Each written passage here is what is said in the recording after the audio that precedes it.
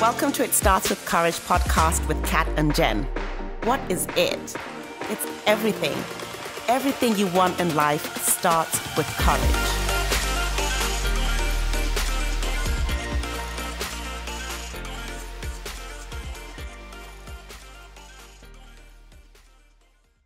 Jen, hello. Hey, Kat, what's up? How are you today? I'm good. Happy to be here. Yes, as always, been quite the last couple of weeks, So I found out recently that one of my dad's best friend passed away all of a sudden.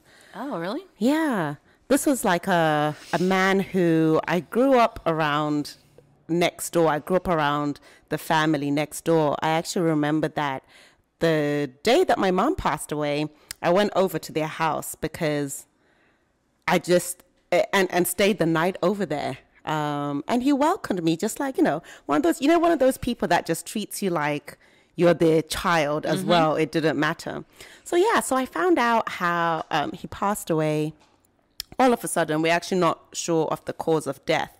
And we had, because of what's going on in the world right now, some Zoom funerals get together. He was very much a man of God, like very active in the church. He was a pastor, and listening in on his funeral services, it was, as my brother described it, quite the humbling experience. He was just a man that had such great impact on so many people around him that I think even those close to him didn't realize. And my friend described it as living with an angel and not realizing. Oh, that's awesome. Right. And this is just all the amazing things that he did for people around. And the thing that I saw in all the stories that people told about him was humility. He was a successful man, but through it all, he had a lot of humility. And it had me thinking of what I see around me, people I come across, people who have done very well for themselves. But a lot of it, I see a lack of humility. And I'm not saying don't celebrate your wins. Don't, take compliments when people tell you the amazing things that you've done. It's not about being meek or about being a pushover. It's really, as C.S. Lewis says, I believe he said, humility is not thinking less of yourself, but it's about thinking of yourself less, right? Yeah. Considering other people in this. So really what I wanted to talk about was how important humility is when it comes to being successful and being great, being remembered as a great person. What are your experiences when you think of humility and success? How do you think the two marry together or combine? Can they even coexist together when it comes to success and greatness? Yeah, I think there's humility is done the right way is, like you said, not meekness or like talking down on yourself or not having confidence. There is a difference between confidence and cockiness and humility and just confidence, you know. But I think that every time that I see a successful person, I'll tell you, for instance, Brandon, who I work for, right? So he is amazing, and I just know him as a person. Like, not before I worked here, I didn't know him very well. Yeah. And I knew of his work, and I was in love with what he builds, and I knew he was a strong Christian man, and knew his family, but didn't know him really personally. And I can remember I was going to meet a client to show one of his houses, and I don't tend to always work in the $1 million market, right? Like I work for some home buyers all the way up, but this was one of the first times that I had been working with this high-end client, and they wanted to see one of Brandon's houses. So I was like super excited Yeah. to show his house. So I go into Willow Grove, which is a incredible neighborhood in Baton Rouge. Amazing. And it's like this winding, like all these streets. It's so easy to get lost. And so I'm driving in there and I'm like trying to find this house. And I have my, Waze app and stuff. And like I get all turned around in this neighborhood. And I'm like, crap, I don't want to be late for my first showing with these $1 million buyers. And so I was like, let me just call Brandon. And so I called him and I'm thinking to myself, like, he is going to be like, who is this idiot that cannot find a house in this neighborhood? And so I was like, Brandon, I want to see I'm trying to show your house. I'm kind of all turned around in Willow Grove. And can you help me? Like, what should I be looking for, Right. And like, he builds $1 million to $2 million homes. Like, he's well known in the community. He's, very successful. And he could have easily kind of had this tone with me, like, oh, come on, you can't find the house or whatever. Yeah. But like, I just remember him being like, oh yeah, like, turn around and it's, go down this street and turn here and it should be right there. If you have any problems, call me back. But I just remember that interaction with him as being like, wow, like, yeah. He didn't make me feel dumb. He didn't, and he, like, someone with his success level could have. Yeah. And like, to me, that was such an attractive quality in a person that I was like, oh, I want to be around that more. Right. And so I would just say, like, there is a way to be successful, and I like to help people who are maybe a little behind in the journey, that farther behind than I am. Maybe I've been in this for 15 years. So I do some coaching with some agents that are, just getting started or looking to grow their business. But I think humility in one way is giving back to people to help them grow to reach their full potential. And to me, that's one of the features that I like about a humble, successful person. Yes. What I love about what you said is just how it showed that despite his success, he still has a great respect for those people who work with him.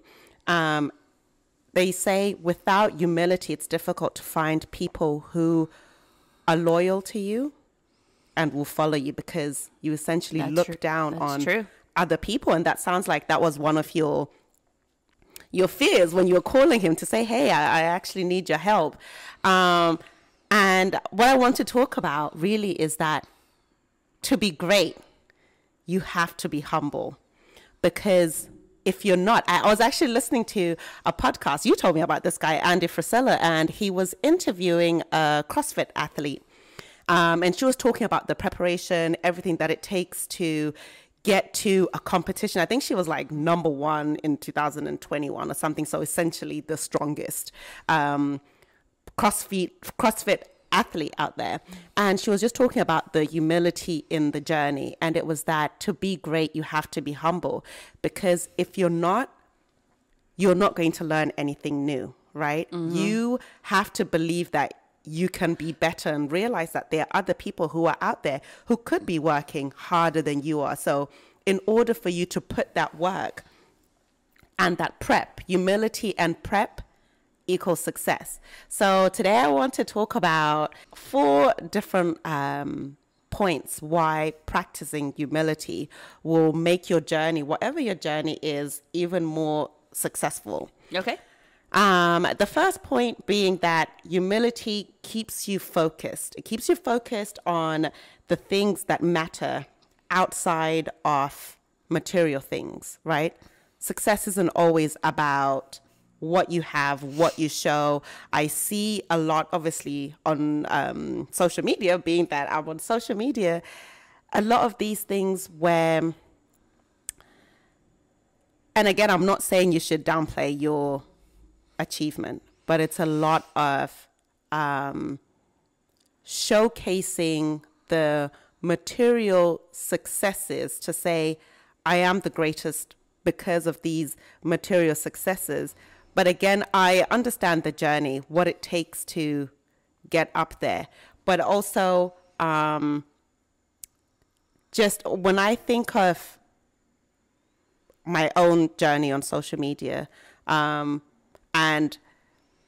the blessings I've been able to get as a result of that journey on social media, if I don't stay focused on why I started it, I feel that you can lose that humility and that love and that genuine authenticity for what it is that you're doing, because you'll be more focused on the material things as opposed to really being out there to help people, connect with people, understand that there are people who genuinely look up to you for whatever it is that you're providing. And once you lose focus on that because of a lack of humility, you lose focus and traction of whatever it is that you were trying to build. I don't know. Does that make sense? Yeah, it does. And it's easy. Like, I'm a book person, but Tim Grover just wrote a book called Winning, I think and it talks a lot about like success and how it can come and go. And I think what you're talking about is just being humble. I mean, if you take your eye off of what you're doing that got you there, to start looking at how great you are, then there's that success could go away really quickly. Right. Or what you're receiving, whether it's monetary or, you may start off small and suddenly you're getting all these contracts, you're getting all of this, and you end up focusing on the compensation of, whether you're getting, I don't know, free this, that becomes your focus as opposed to why you started your journey. Point number 2 is that humility keeps you teachable. And I think that's the most important thing. For me, being in fitness, I also come across different pages where people do feel that they are the absolute best. They are completely untouchable. No one can do it better. But looking back at my own journey, at each one of those years, I've always felt like, oh, okay, goodness me, like I'm doing well. But I've also understood that I can do better.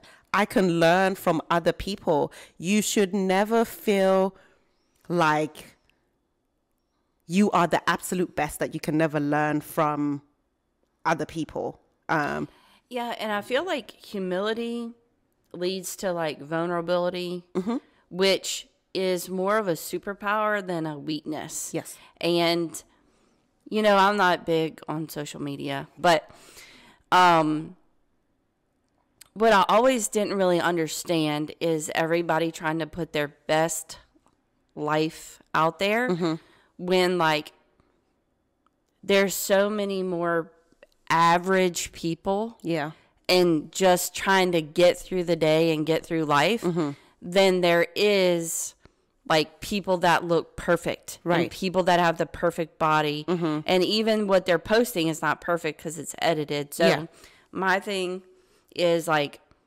I would rather be vulnerable and show the real, because I think the real inspires other people in a real way, that you're just a normal person just like them, rather than you're this untouchable, perfect specimen that nobody can be like you. So, and there's nothing wrong with, I guess, if you feel that you are absolute perfect, but in terms of growth, where else can you go if you feel that you are the absolute best? How else do you go beyond that ceiling if you're already at the top, right? Yeah. There's something that somebody else can teach you. And I think there's a side of it where you can end up being arrogant, and arrogance is an obstacle to open-mindedness, to being able to see that, like we all have goals, but you can never just reach your goal on your own. You have to be teachable. You have to be open to hearing other people's ideas, reassessing and maybe implementing those ways in what's already working for you. Can you improve?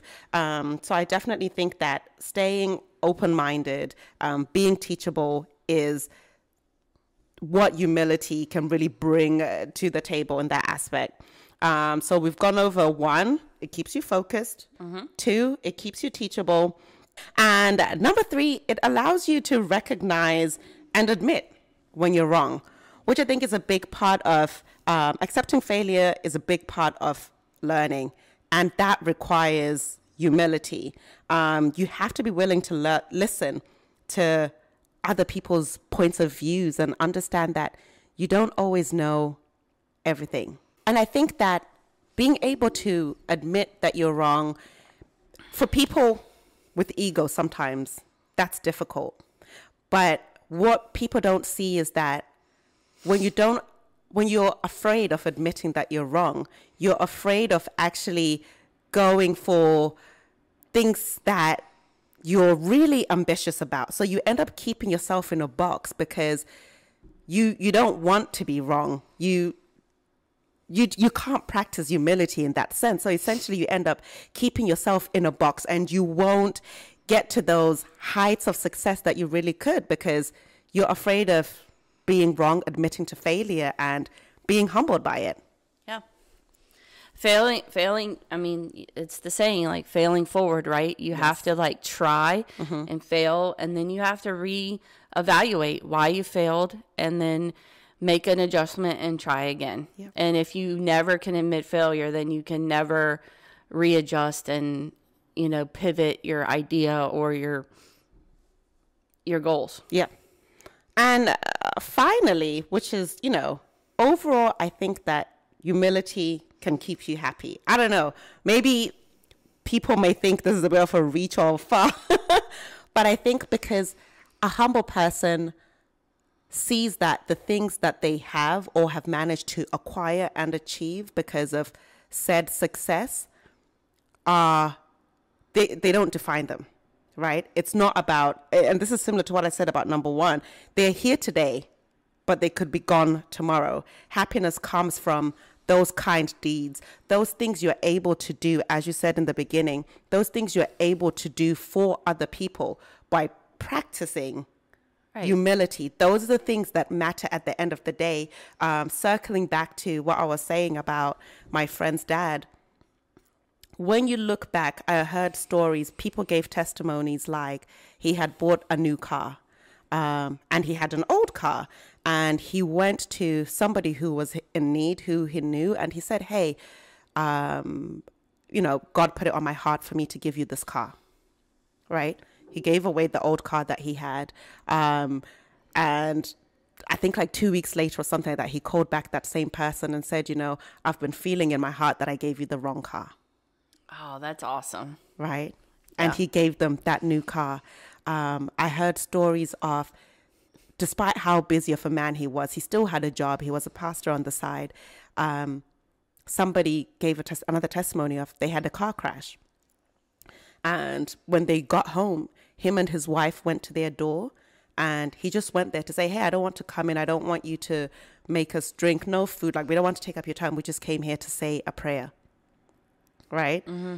And I feel sometimes we can get to a point where we think so much of ourselves. We spend so much time just looking at, myself, look at all these things. Like, I'm up here, you're down here. Do you deserve to talk to me like this? Can you actually ask me if you are asking me to do this for you? Do you know who I am? And so many people, I feel in this day and age, we walk like that, where we end up thinking so much of ourselves. You forget to think of the very people who, believe it or not, may have helped you. That's get what I was about where to you say. are. Yeah, that's what right? I was about to say. The reason that the humble people climb that success ladder is they realize that success doesn't happen in a bubble by yourself. Yes. There are people that helped you. There Mm-hmm. are people that gave you advice. There are Yep. people that gave you a chance. Right. And when you start experiencing that, there's going to be people behind you that need help, that need a chance, There we that go. need advice. And you're just kind of paying that forward. Yeah. And if you can't have that mentality, then this world and karma will take that success away Right. from you in a heartbeat. Yep. And And so, yeah, I love today's episode and your 4 points. I think they're great. Yeah. So, guys, humility is key in success. And I don't mean materialistic success, just success in life in general. Like when you look back at the end, and this really had me thinking, this story, just this experience, these last, like in terms of who have I been to people, not what have I necessarily achieved monetarily, materialistically, but what's my success been like in terms of being a human? Yeah. What are people going to say about you when you're gone? Right. Be kind, friends. Peace. Thanks for listening to this episode of It Starts With Courage podcast with Kat and Jen. If you like this episode of the podcast, visit our website, iswcpodcast.com, for show notes and other cool things.